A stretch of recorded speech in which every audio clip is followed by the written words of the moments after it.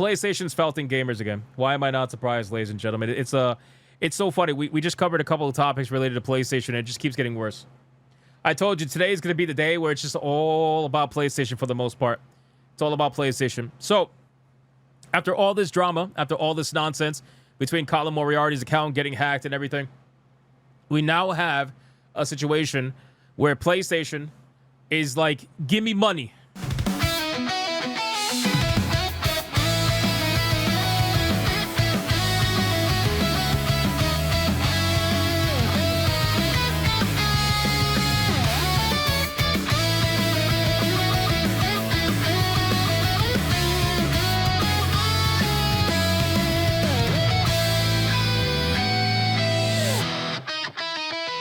Give me money, right? So what are they doing? They're going to good old faithful. And what's good old faithful? Boys, it's the new thing that all these companies are utilizing because they don't want to be honest with you and tell you that they just want more money from you. So what happens when a company needs to tax their players for all of their failures, which, by the way, PlayStation has had a lot of failures in the last year or two, which everybody's getting taxed for if you're a PlayStation fan? It's good old market conditions, ladies and gentlemen. That's right. That's right. Bring it in. Bring in the market conditions. PlayStation Plus price increases, announced as gaming keeps getting more and more expensive. PS Plus Essential gets a price hike, ladies and gentlemen. Yes, they are going up yet again. I have to be honest with you. At this point, I feel like PlayStation Plus has increased, like 3 times in a year?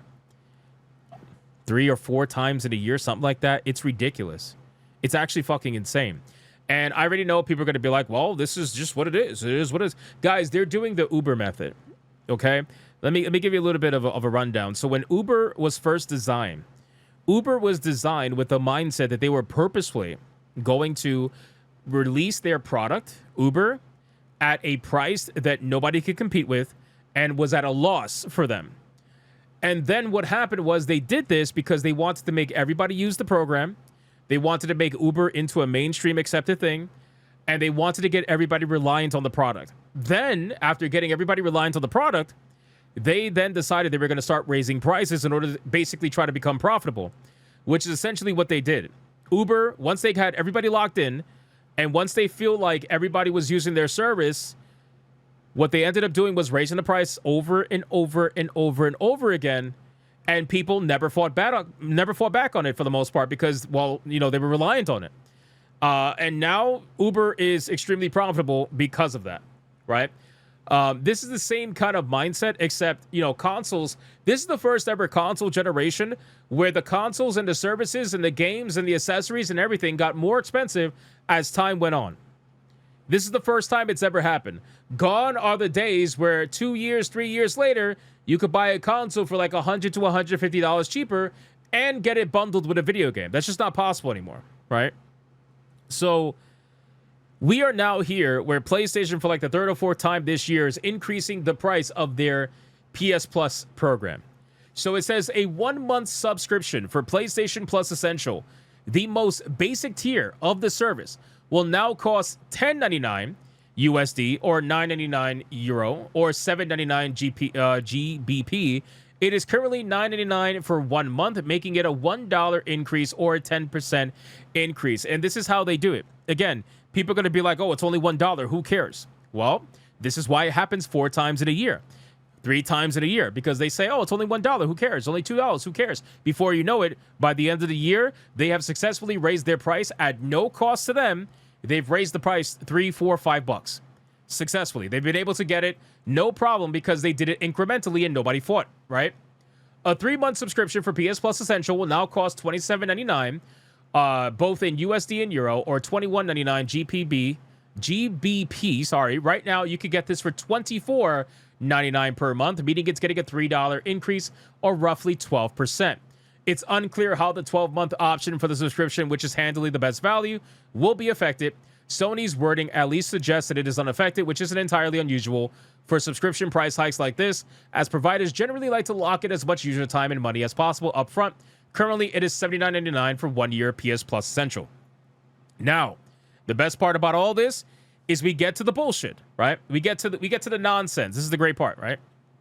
Sony blames ongoing market conditions in its announcement, not specifying what market conditions suddenly affected the price of an all-digital service, when those market conditions may be resolved, or whether prices may fall following that resolution. Now, we talked about this the other day, okay, when we were covering Nintendo and whatnot, which we're going to tie into this, because, by the way, in case you guys are unaware, Sony is actively getting sued right now for this exact thing. You guys remember the lawsuit that Nintendo is currently being affected by, where they're getting sued by gamers because people are like, hey, you're trying to double dip. You're trying to double dip. You're trying to get your tariff money back, which apparently you're eligible to get, and you're trying to keep the price increase that you blamed on tariffs. Well, apparently Sony is getting sued for the exact same thing that Nintendo is getting sued. Sony's facing a lawsuit over claims that the company unfairly benefited from the PlayStation 5 price increase that were linked to import tariffs. According to the lawsuit, Sony raised PS5 prices after the tariffs were placed on imported goods. These extra costs were reportedly passed on to customers, making consoles more expensive. The legal complaint says the tariffs were later ruled unlawful, which means companies may now qualify for refunds from the government. Plaintiffs argue that if Sony keeps the regular high prices paid by customers and any future tariff refunds, the company will receive what the lawsuit describes as a double benefit. It's literally the same exact lawsuit that Nintendo is currently suffering. PlayStation is now suffering the same exact thing, right? So people are catching on to the bullshit, and people are understanding that what they're saying and what they're blaming it on is complete nonsense. There's a reason why they're using market conditions as a term, and they're not blaming tariffs. See, here's where they fucked up. Where they fucked up was that they blamed something specifically for their price increase, and you should never do that. You should never blame something specifically for your price increase. You should be as vague as humanly possible so that legally you are protected, which is why they're being as vague as possible now by blaming market conditions. They blame market conditions for the last 3 times, and yet nobody knows what the fuck market conditions even means. Nobody knows what it's referencing. You can assume, you could guess, you could blame RAM, you could blame whatever, but nobody actually blames anything specifically, and they just say market conditions. And the reason why is because if at any point somebody says, well, this went away, why are the prices still high? The company doesn't have to look at you and say, well, we just want to keep it high. Which is exactly what's happening with these lawsuits. They blame tariffs for the reason why their price went up. So when the tariffs went away and you're getting all your tariff money back, why are the prices still high? Why are the prices still up? It's because it was never about the tariffs. It was never about any of that. It was just about them wanting to find a reason and finding a way to charge you more money and to have you eat it. That's really what it's about. And it's the same thing that's happening here with supposed market conditions. They don't know what market conditions is because it doesn't exist.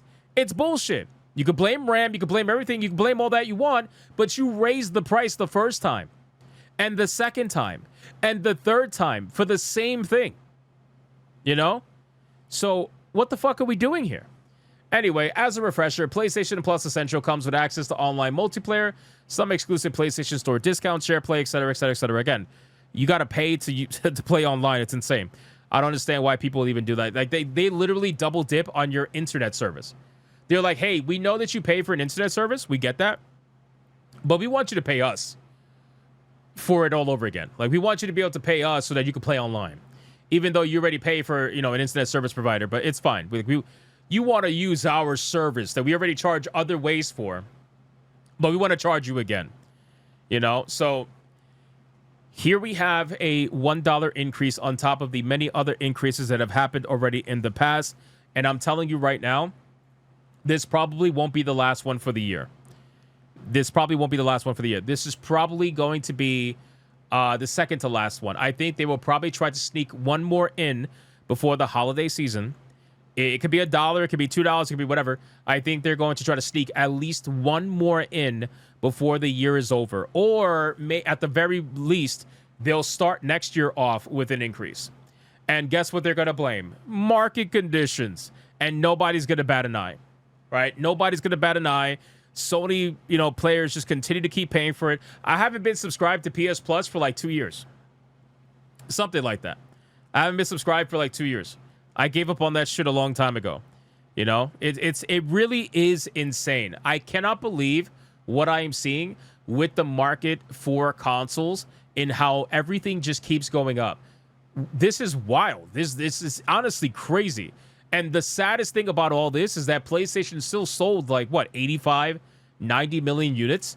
It's crazy that people are still buying this shit up. They're just accepting it. This is accepting it. It is what it is, you know? So that's basically it for the Sony price increase. And again, they are being sued the same exact way as Nintendo. The case was filed in the California federal court and could expand into a class action covering many PS5 buyers across the entire United States. So please, God, let this happen because it would be so fucking funny. It's funny how so many people don't realize this is happening to Nintendo. It's so funny. Didn't Xbox... Hold on, didn't Xbox raise the price of their consoles because of tariffs as well? Shit, they're next then. It's only a matter of time. If they went after Nintendo and they went after PlayStation, they're probably going to go after Xbox too. All these companies that were raising prices because of the tariffs and all that, they're gonna go after all of them. I would not be surprised. Yeah, exactly, for Game Pass too. Although to be fair, they just recently lowered the price of Game Pass, but they took away Call of Duty. So there you go, you know. But that's basically it, ladies and gentlemen. We will follow up on this nonsense. But PlayStation, man, it has not been a good day for PlayStation news. It has not been a good day.